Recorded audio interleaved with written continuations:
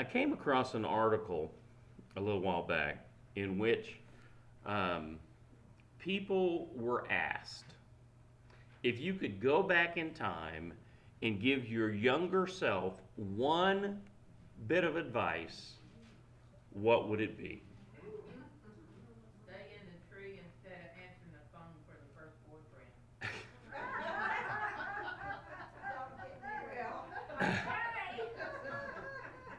Yeah, I wasn't necessarily opening this up for answers, but the answers that the folks got covered a pretty wide range of topics. But the majority of the answers centered around the idea of finance, specifically investments. Like, I'd tell myself to buy stock in Amazon or stock in Google or to buy Bitcoin when it first came out. Those kind of things. And I guess that that's pretty understandable because in hindsight, we see how those kind of investments would pay off in the end. $1,000 invested in Amazon 25 years ago would be worth around $2 million today. And if you think about it for very long, for us today, it might be frustrating because we can see how all of these opportunities existed for us back then. They were there for the taking, but not all of us took. Some of us invested instead in the likes of Enron, or for some of you all, Studebaker.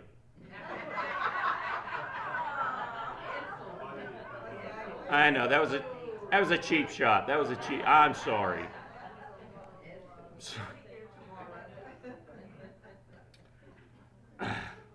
But some of y'all remember Studebaker. Yeah. Okay. A comparison could be made to another type of investment, and that opportunity is one that we all too often let pass by us. And I'm talking about the investment that we can make in the lives of other people. The definition of invest is to expend resources with the expectation of increase. And we all understand how that applies to finances. But we need to remember that this also applies to our relationships. As a church and as individuals, it applies to how we interact with one another, how we interact with this community and the world around us. It applies to where we send our money and where we spend our time.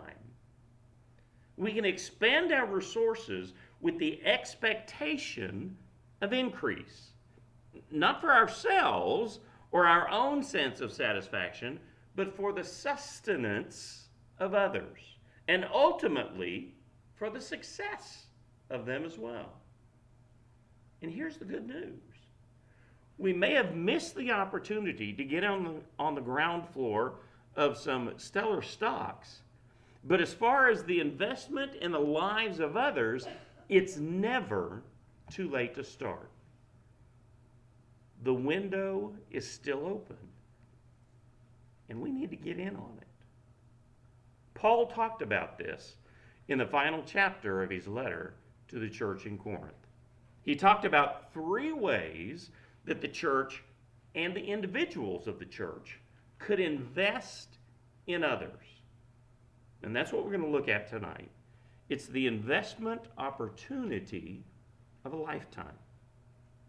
So what I'm saying is that you can direct your time and resources into the lives of other people in such a way that you create for them a lifestyle that will make a difference and one that can be measured only in terms of eternity.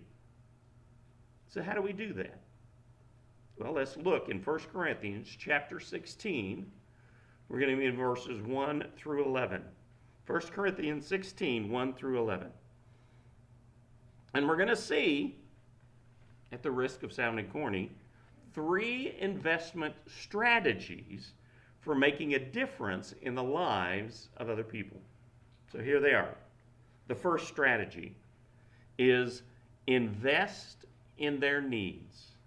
In verses 1 through 4, Paul talks about a special offering that's being prepared for the believers in Jerusalem.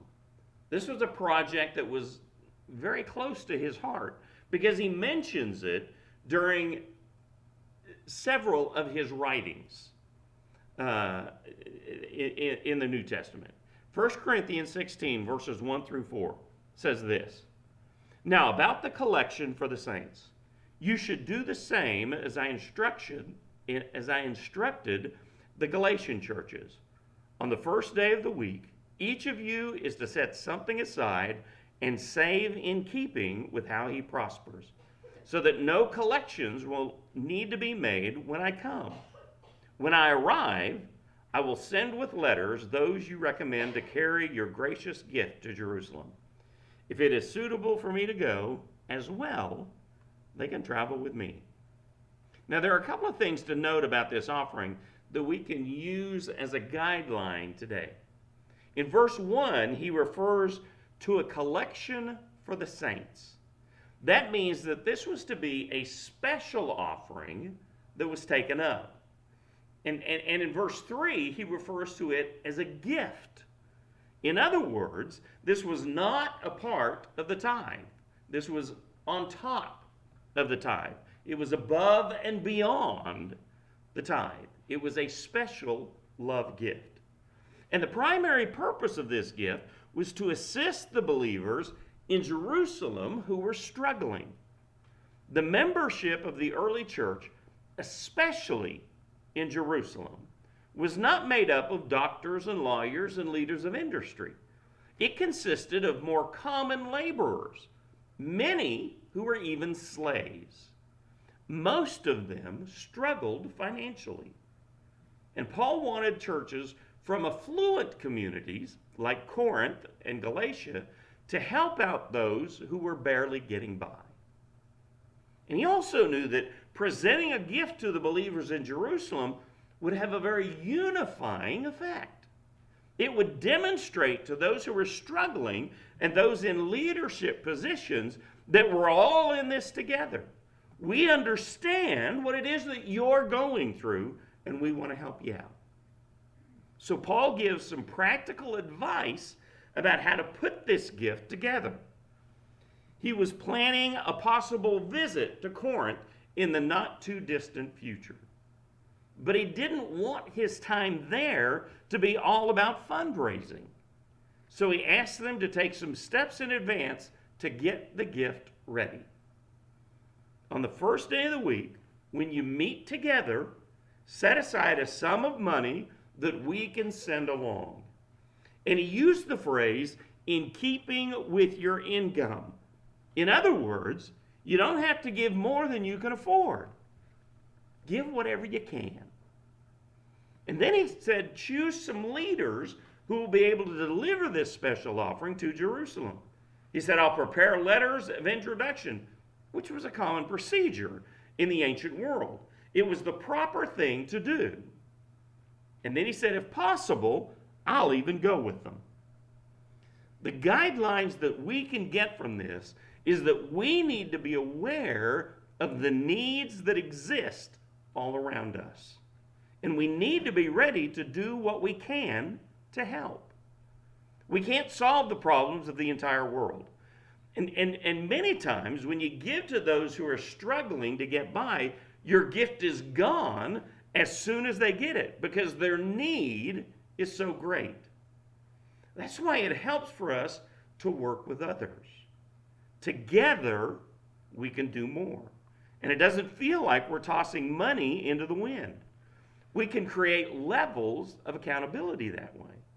And we can have a greater impact when we make this a consistent effort, which is why Paul says to set aside a sum of money each week.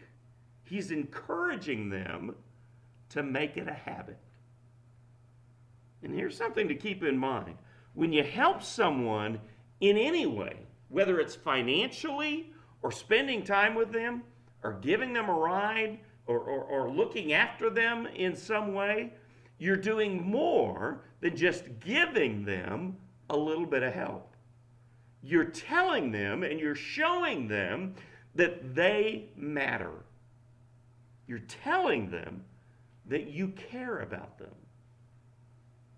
And you may not see it immediately, but that kind of investment ultimately pays off because it pleases God and it sends a message that every person needs to hear, that you matter. Here's the second way that we can invest in others. Invest in their journey. Paul wrote in 1 Corinthians 16, verses 5 and 6, I will come to you after I pass through Macedonia, for I will be traveling through Macedonia, and perhaps I will remain with you or even spend the winter, so that you may send me on my way wherever I go. You can send me on my way. Now, in some translations, maybe yours, it says, you can help me. But this isn't referring to some kind of a financial gift. He's not saying that he plans to drop by so that they can pay his bills and cover his travel expenses. In chapter 9, Paul makes it very clear that he had successfully structured his ministry in such a way that it didn't require the financial support of others. So when he says, you can help me, or you can send me on my way, he's referring to something that goes much further than any financial gift can go. He's referring to the spiritual renewal that he will experience while he's with them. It's why he said in verse 7, I don't want to see you now just in passing, for I hope to spend some time with you if the Lord allows. Now he said this right after he told them that he planned to stay in Ephesus a while longer, because there was not only a great opportunity for ministry, but there was also great opposition to the Christians there.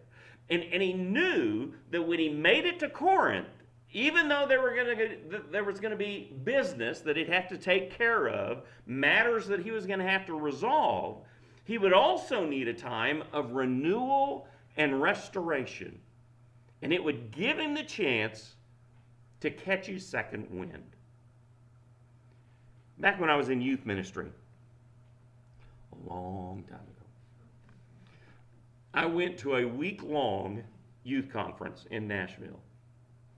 And on the first night of the conference, the organizers of the conference got up and stated very simply that if any youth ministers there needed to take a break, just to relax and have some time to themselves or with their families, this was the time to do it.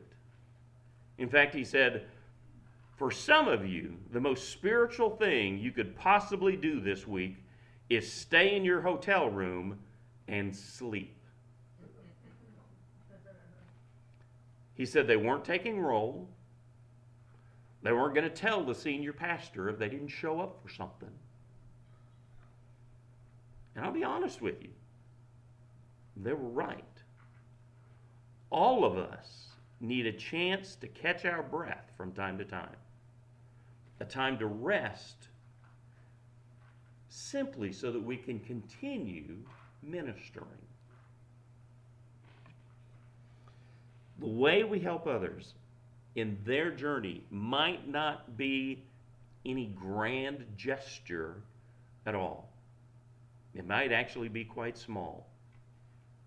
But believe me here, any gesture, no matter how big or how small, is always meaningful if you're on the receiving end of it.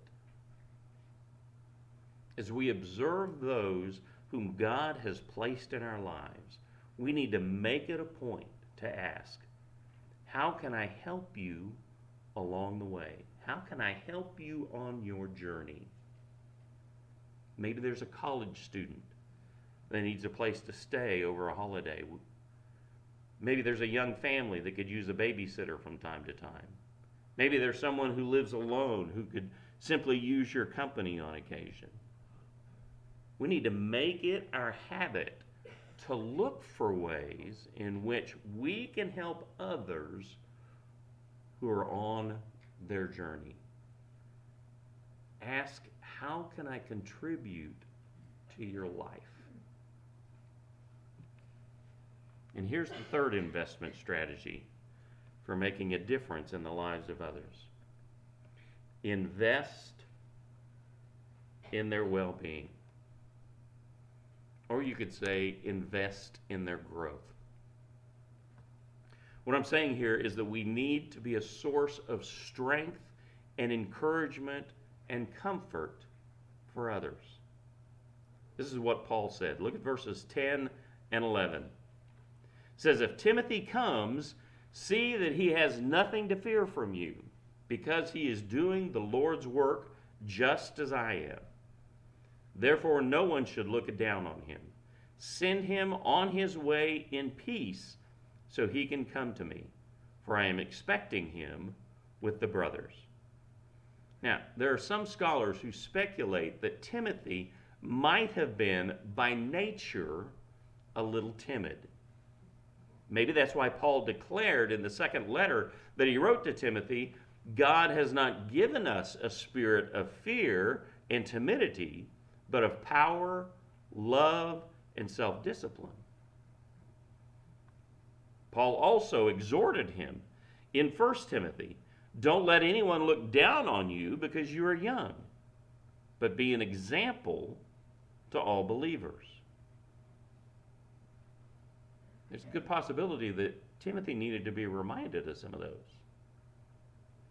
And maybe the people in Corinth, who certainly had a knack for division, as we've seen, needed to be told directly, treat Timothy well. If you have a problem with me, and many of them did, don't take it out on him. Give him no reason to fear. And that word fear can also be translated as to be intimidated. In other words, don't intimidate him and don't scare him. Paul knew from experience that there were some in Corinth who could be very difficult to deal with. And so he was telling them, here's your opportunity to invest in a young man. And I expect you to be able to send him on his way in peace. That's something that we all need to remember. With every conversation, we have the opportunity to invest in the well-being of others. You can either build or destroy. You can either encourage or you can discourage.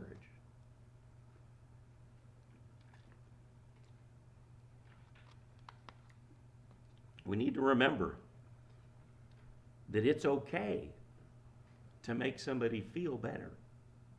It's okay to give someone hope. It's okay to say, you can do this. I know a pastor who worked with a church in Tennessee a little bit. They were a small church, but that didn't really stop them from being a contentious church. He said that he was going through a list of their previous pastors, and he noticed a pattern. This church had been the last church that many pastors served in. The final straw, if you will. For 5 of their former preachers, that was the case. And he said to one of the deacons, you've driven almost as many men out of the ministry as the devil. And the deacon shrugged and said, some folks just aren't cut out for it. almost like he was proud of it. About 15 years after that conversation with that deacon, he said he was driving through the same town and went past the church, which was no longer a church. It was a funeral home. And he thought, well, that's kind of ironic. Here's what I'm saying. And I'm not trying to step on anybody's toes here. But we need to make it our habit to speak life into the lives of others. We need to be the call to courage, not the call to fear. We need to be the reason someone presses on, not the reason they opt out. We need to invest in the well-being of those in our lives, which means fear and intimidation and guilt and shame should be off the table forever. We need to be a source of strength to those around us instead.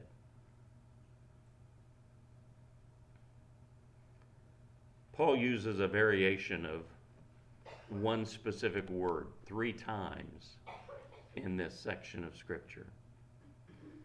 And it's the Greek word pempo. Means nothing to you. Because you don't know Greek. And I don't either. This is what I read. It's typically translated to send or to help. And he uses it to refer to sending the gift to Jerusalem and to refer to helping him on his journey and to refer to being able to send Timothy on his way in peace. This word pempo is translated send, but it can also mean to accompany. So it means to go along with someone. And that's really the thing about investing in others. When you invest in other people, you're not just sending them on their way. You're their company. You're taking the journey with them because you helped them. That's what happens when we pour our lives into other people. You're letting them know that they're not alone. They may have hardships ahead of them. They may have their work cut out for them. They may even need a little hand-holding and a little extra TLC along the way. But you're letting them know that they're not alone because you're taking the journey with them. We've all, at some point, missed the opportunity to invest in this stock or that opportunity. We can all say, if only. But we should never play the if only game with the most important investment of all. And that's in the lives of the people that we come in contact with. We need to get in on that now. It truly is the opportunity of a lifetime. The chance to invest in others, to walk beside them in their journey toward a higher calling through Jesus Christ. Take out your prayer sheets. You know, Brother